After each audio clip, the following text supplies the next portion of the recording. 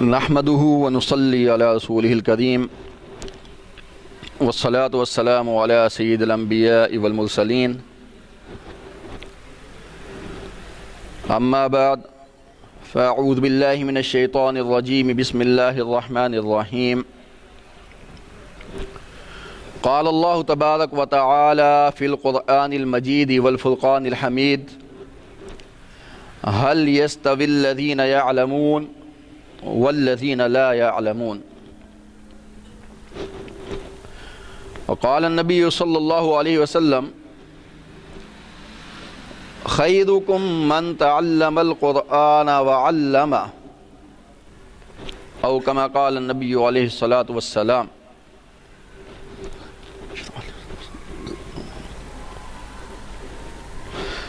میرے عزیز طلباء کرام اور دوستوں اور بزرگوں، حضرت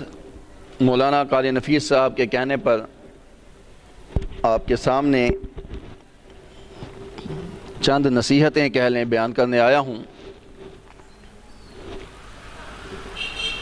اس میں ایک شاعر نے بہت اچھا شعر کہا ہے، میری زندگی کا مقصد تیرے دین کی سرفرازی، میری زندگی کا مقصد تیرے دین کی سرفرازی، میں اسی لیے مسلمان، میں اسی لیے نمازی۔ عزیز طلباء کرام اور علماء کرام،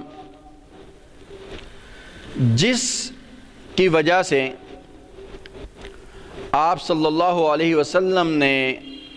غزوہ احد میں اپنے دندان مبارک شہید کروائے، جس کی خاطر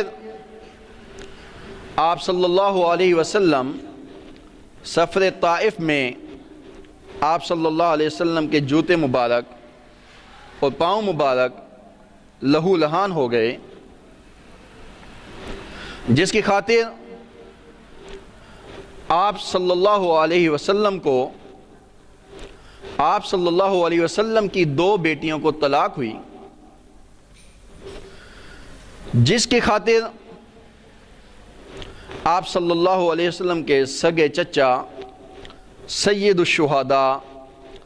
حضرت حمزہ رضی اللہ تعالی عنہ کے جسم کے ٹکڑے ہوئے، جس کی وجہ سے آپ صلی اللہ علیہ وسلم کے نواسے، جنت کے نوجوانوں کے سردار حضرت حسن اور حسین رضی اللہ تعالی عنہما خون میں تڑپتے رہے، اور خود آپ صلی اللہ علیہ وسلم کے بہت پیاروں نے اس کی خاطر بہت سی قربانیاں دیں، اور اتنی قربانیاں دیں کہ جن کا ہم حساب بھی نہیں رکھ سکتے۔ اسی طرح آپ صلی اللہ علیہ وسلم کو جس کی خاطر اپنا وطن چھوڑنا پڑا اور وطن سے بے وطن ہونا پڑا، جس کی خاطر آپ صلی اللہ علیہ وسلم نے فاقے برداشت کیے، آپ صلی اللہ علیہ وسلم نے اپنا گھر بار چھوڑ دیا، وہ کیا چیز ہے؟ تو میرے عزیزوں، وہ میرے نبی صلی اللہ علیہ وسلم کی زندگی کا گلشن ہے، میرے نبی کے دین کا گلشن ہے۔ اب اس امت پر حق ہے کہ وہ اس گلشن کو سنبھالے، آپ صلی اللہ علیہ وسلم کے اس گلشن کو کھاد بھی دے، پانی بھی دے، اس کو سبز و شاداب رکھے۔ تو لہذا اللہ کے نبی کے دین کی حفاظت، اللہ کے نبی کے دین کی اشاعت اس امت پر میرے نبی کا حق ہے۔ کبھی تصور بھی نہیں تھا کہ مسلمانوں میں اس طرح کے مسلمان ہوں کہ وہ کاروباری بھی ہے، زارع بھی ہے، کاشتکار بھی ہے، لیکن دین کے کام کا نہیں، ایسا تصور بھی نہیں تھا۔ لہذا جو بھی مسلمان تھا آپ صلی اللہ علیہ وسلم پر ایمان لایا، ایمان لانے کے بعد اس نے دین کا حق ادا کی ریکوائرمنٹس تھیں، جو دین اس سے چاہتا تھا اس نے اس پر عمل کر کے دکھایا۔ اتنا عمل کیا کہ خود اللہ تعالیٰ نے قرآن پاک میں ان سے خوش ہو کر رضی اللہ عنہم ورضوا عنہ کا ان کو لقب دے دیا کہ انہوں نے تو ایسے ایسے کام کر دکھائے ہیں کہ اللہ تعالیٰ ان سے راضی ہو گیا، اللہ تعالیٰ ان سے خوش ہو گیا، اور یہ بھی اللہ تعالیٰ سے خوش ہیں، اللہ تعالیٰ سے راضی ہیں۔ کیوں؟ یہ دین کی قدر تھی، دین کو جانتے تھے، دین کی قیمت کا ان کو اندازہ تھا۔ لیکن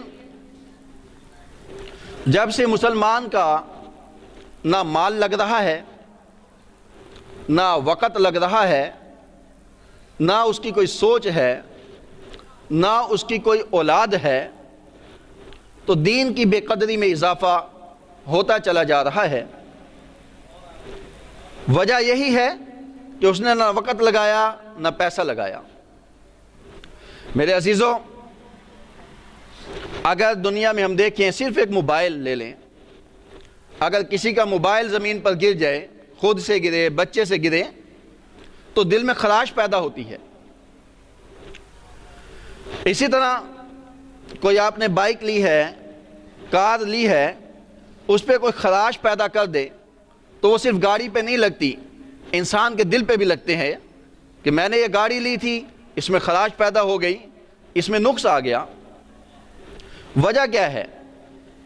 وجہ یہ ہے کہ اس کا وہاں پہ پیسہ بھی لگا ہے، اس کا وہ چیز بنانے میں وقت بھی لگا ہے۔ لیکن اس کے مقابلے میں اگر میرے نبی کا دین اس کی زندگی سے ختم ہو رہا ہے، اس کے گھر سے ختم ہو رہا ہے، اس کے شادی بیاہ میں ہندوانہ رسم و رواج آ رہے ہیں، اس کو فرق نہیں پڑتا، پریشان نہیں ہوتا۔ وجہ نہ تو اس کا وقت لگ رہا ہے دین پہ، نہ اس کا پیسہ لگ رہا ہے، نہ اس کی جان لگ رہی ہے، نہ ہی اس کی اولاد لگ رہی ہے۔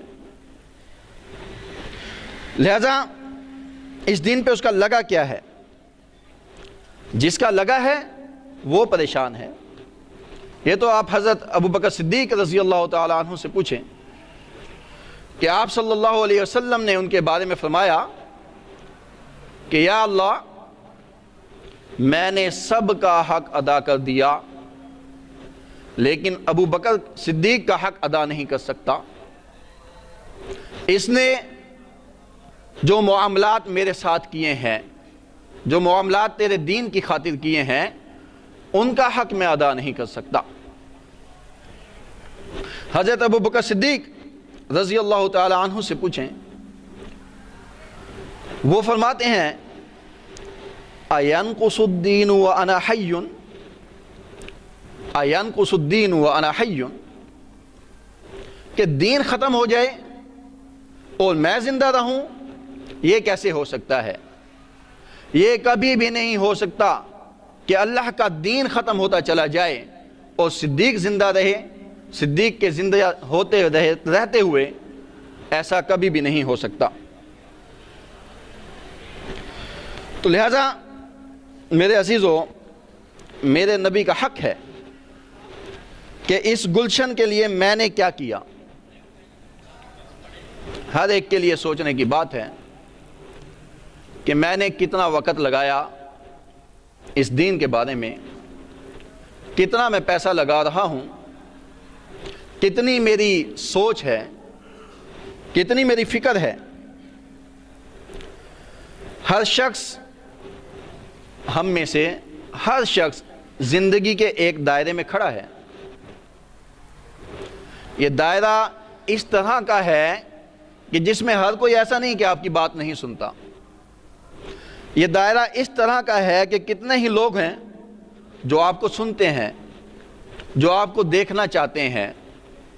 جو آپ سے پیار محبت کرتے ہیں. آپ کی باتوں کا ان پر اثر ہوتا ہے، آپ کے کردار کا ان پر اثر ہوتا ہے، آپ کے انداز کا ان پر اثر ہوتا ہے. لہٰذا جتنا ہمارا دائرہ کار ہے، جتنے لوگ ہماری باتیں سننے کو تیار ہیں، ہماری ذمہ داری بنتی ہے کہ کم از کم ہم ان تک تو یہ دین کی باتیں پہنچائیں، ان کی زندگیوں میں تو اس دین کو لے کر آئیں. تو اس کے لیے ضروری ہے کہ ہمیں خود با کردار ہونا پڑے گا. اس بارے میں ہمیں اپنی صلاحیتیں، اپنے وسائل، اپنی زندگی، اپنے اوقات کا بھی استعمال کرنے ہوں گے کہ میں اللہ کے دین کا داعی ہوں، اللہ کے دین کا سپاہی ہوں، اللہ کے دین کا چوکیدار ہوں. یہ میں نے کرنا ہی کرنا ہے کہ جب مسلمان اس پہ کچھ لگاتے ہیں پھر ان کا دل دکھتا ہے، ان کے دل میں درد اٹھتا ہے کہ میں نے تو اس پر پوری جان لگا دی، سارا وقت میں نے اس کو دے دیا، لیکن یہ پھر دین میں کمی آ رہی ہے، اس کے کردار میں کمی آ رہی ہے. ایسا نہیں ہونا چاہیے. دیکھیں حضرت ابوبکر صدیق رضی اللہ تعالی عنہ جس وقت آپ صلی اللہ علیہ وسلم اس دنیا سے پردہ فرما گئے، کتنے ہی مسلمان مرتد ہو گئے، کتنے ہی مسلمان زکوٰۃ دینے سے انکاری ہو گئے، مرتدین کا فتنہ کھڑا ہوا، مانعین زکوٰۃ کا مسئلہ بنا. حضرت ابوبکر صدیق رضی اللہ تعالیٰ عنہ کو یہ برداشت نہ ہوا کہ میں کچھ وقت لگاؤں، کچھ تیاری کروں، پھر اس کے بعد ان معاملات کو دیکھتے ہیں. نہیں، اسی وقت آپ رضی اللہ تعالیٰ عنہ نے ان کے خلاف اعلان جنگ کر دیا کہ میں ہوں اور دین کے کام پر عمل نہ ہو، ایسا نہیں ہو سکتا. یہاں تک کہ بعض روایات میں ہے کہ حضرت عمر فاروق رضی اللہ تعالیٰ عنہ نے بھی ان کو سمجھایا کہ ابھی اس کا وقت نہیں ہے، لیکن آپ رضی اللہ تعالیٰ عنہ نے ان کو بھی جواب دیا. تو روایات میں آتا ہے حضرت عمر فاروق رضی اللہ تعالیٰ عنہ فرماتے ہیں کہ میں سمجھ گیا کہ اللہ تعالیٰ نے ان کا سینہ جہاد کے لیے کھول دیا ہے، دین کے لیے کھول دیا ہے. لہذا دنیا میں ہم آتے ہیں، یہ تو آپ نے سنا ہوگا کہ فلاں کو پریشانی لاحق ہو گئی تو وہ ڈپریس ہو گیا، ڈپریشن کا شکار ہو گیا ہے، فلاں کے ساتھ فلاں حادثہ پیش آیا، اس کی راتوں کی نیند اڑ گئی ہے، فلاں کو فلاں مصیبت آ گئی، اس کی زندگی کا سکون چلا گیا. لیکن یہ کبھی نہیں سنا ہوگا کہ فلاں کے بیٹے کی زندگی سے دین ختم ہو گیا ہے اور وہ ڈپریشن کا شکار ہو گیا ہو. یہ کبھی نہیں سنا ہوگا کہ فلاں اس کی راتوں کی نیند اڑ گئی، ایسا کبھی نہیں سنا ہوگا. وجہ کیا ہے؟ وجہ یہی ہے کہ اس نے دین پر نہ وقت لگایا ہے، نہ ہی اس نے پیسہ لگایا ہے، نہ ہی اپنی اولاد کی اس طرح کی تربیت کی ہے. ساری بات کا لب لباب یہی ہے کہ یہ گلشن آپ صلی اللہ علیہ وسلم ہمیں دے کر گئے ہیں، اس کی ذمہ داری ہمیں دے کر گئے ہیں، اور یہ فرما کر چلے گئے انا خاتم النبیین لا نبی بعدی، کہ میں آخری نبی ہوں، میرے بعد کوئی نبی نہیں آئے گا. لہٰذا نبی تو نہیں آئیں گے، لیکن آپ صلی اللہ علیہ وسلم فرما گئے کہ بھئی اگر تم اس قرآن کو تھامے رکھو گے مضبوطی سے تو کبھی گمراہ نہیں ہوگے۔ اب اس قرآن کو تھامنا، اس پر عمل کرنا اور دوسروں تک پہنچانا یہ ہم لوگوں کی ذمہ داری ہے۔ اسی وجہ سے آپ صلی اللہ علیہ وسلم نے فرمایا خیرکم من تعلم القرآن وعلمہ، کہ تم میں سے بہترین وہ شخص ہے جو قرآن پاک کو سیکھے اور اس کو سکھائے۔ بہترین کی وجوہات بہت ساری ہیں۔ آپ لوگ جانتے ہیں کہ قرآن پاک سب سے بہترین کتاب، آپ صلی اللہ علیہ وسلم کا سب سے اعلیٰ معجزہ، اس کو جب ہم سیکھیں گے تو ہماری زندگی میں دین آئے گا، ہم دیندار بن جائیں گے تو کامیاب ہی کامیاب ہیں۔ لیکن ایک وجہ اور بھی ہے۔ دیکھیے آپ صلی اللہ علیہ وسلم کا جو قبیلہ، وہ قبیلہ سارے قبیلوں میں، وہ خاندان سارے خاندانوں میں معزز شمار کیا جاتا ہے۔ اس کے معزز ہونے کی وجہ وہ مادی تعلق ہے کہ آپ صلی اللہ علیہ وسلم کا وہ خاندان ہے، لیکن ہمارا تعلق، ہم اس نسل سے نہیں آ رہے، سید سے نہیں آ رہے، لیکن ہمارا تعلق آپ صلی اللہ علیہ وسلم کی ذات کے ساتھ روحانی ہے، اور روحانی تعلق مادی تعلق سے کہیں زیادہ مضبوط ہوا کرتا ہے، اور روحانی تعلق اسی قرآن پاک اور اسی دین کی وجہ سے ہے۔ لہذا اسی وجہ سے آپ صلی اللہ علیہ وسلم نے فرمایا کہ تم میں سے بہترین وہ ہے جو قرآن پاک کو سیکھے اور اس کو سکھانے والا ہو۔ ہم لوگوں پر اللہ تعالیٰ کا بہت بڑا احسان ہے، ہم جتنا بھی اس کا شکر ادا کریں ادا نہیں کر سکتے، کہ اللہ تعالیٰ نے ہم کو مساجد میں بٹھا دیا، اللہ تعالیٰ نے ہم کو مدارس میں بٹھا دیا، اللہ تعالیٰ نے ہم کو خانقاہوں میں بٹھا دیا۔ لہٰذا اب ہماری ذمہ داری ہے کہ آپ میں سے بھی کتنے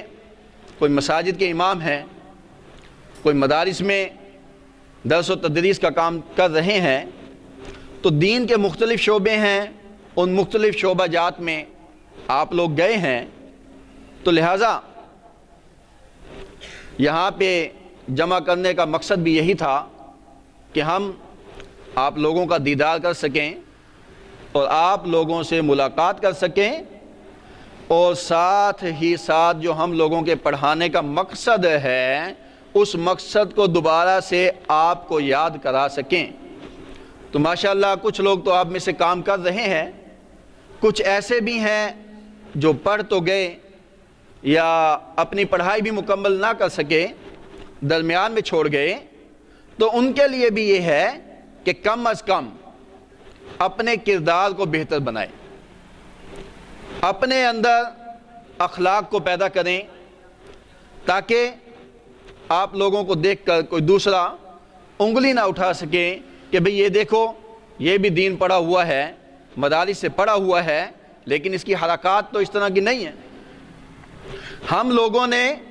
اپنے آپ کو صحیح کرنا ہے۔ جب ہم اپنے آپ کو صحیح کر لیں گے تو دوسرے انشاءاللہ تعالی ہمیں دیکھ کر بھی خود بخود صحیح ہوتے چلے جائیں گے۔ یہی وجہ ہے کہ پہلے مسلمانوں کو جب کافر دیکھا کرتے تھے تو کتنے تو دیکھ کر ہی مسلمان ہو جایا کرتے تھے کہ یہ واقعی کسی صحیح مذہب پر چلنے والا انسان ہے، اور اس کا جو مذہب ہے میں بھی اسی کو قبول کروں گا۔ آج کی طرح کے نہ تھے کہ جن کو دیکھ کر آپ کو پتہ ہے باہر جب آپ لوگوں کا واسطہ پڑتا ہے تو کتنے ہی لوگ علماء کے ساتھ بدظن ہیں، ان کی اس بدظنی کو ہم نے ختم کرنا ہے، ان کو اپنے قریب لے کر آنا ہے، اس کے لیے ہم نے کام کرنا ہے۔ ساتھ ہی ساتھ جب ہم باہر کام کرتے چلے جائیں گے تو ہم میں سے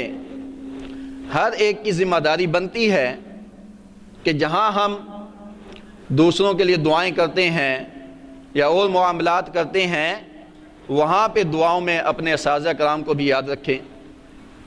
اپنا وقت اگر ادارے کو درکار ہو تو وقت بھی دیں۔ آپ باہر نکل چکے ہر ایک کو اللہ تعالیٰ رزق بھی دے رہا ہے، وہ کام بھی کر رہا ہے دین کا یا دنیا کا، اس کے پاس کچھ آ بھی رہا ہے، تو اس میں سے بھی ہم سب کو چاہیے کہ جس ادارے نے ہم کو اتنا کچھ سکھایا، جس ادارے نے ہم کو اس مقام پر پہنچایا، اس ادارے کو بھی اپنے اخراجات میں بھی یاد رکھیں۔ اس ادارے کے ساتھ جسمانی تعلق بھی ہو، روحانی تعلق بھی ہو، اس کے ساتھ ساتھ مالی تعلق بھی ہونا چاہیے۔ لہذا ہم سب اللہ کے دین کے داعی ہیں، اللہ کے دین کے چوکیدار ہیں، اللہ کے دین کے سپاہی ہیں۔ اسی دین کو لے کر ہم نے آگے چلنا ہے، اور یہ جو باہر کی مخلوق جو علماء کرام کے بارے میں غلط باتیں کرتے ہیں، ان لوگوں کو بھی ہم ہی نے سدھارنا ہے، ان لوگوں کو بھی ہم ہی نے سمجھانا ہے۔ تو آخر میں دعا یہی ہے کہ جو کچھ کہا اور سنا گیا، اس پر اللہ تعالیٰ مجھے بھی اور آپ سب کو بھی عمل کی توفیق عطا فرمائے۔ وآخر دعوانا ان الحمد للہ رب العالمین۔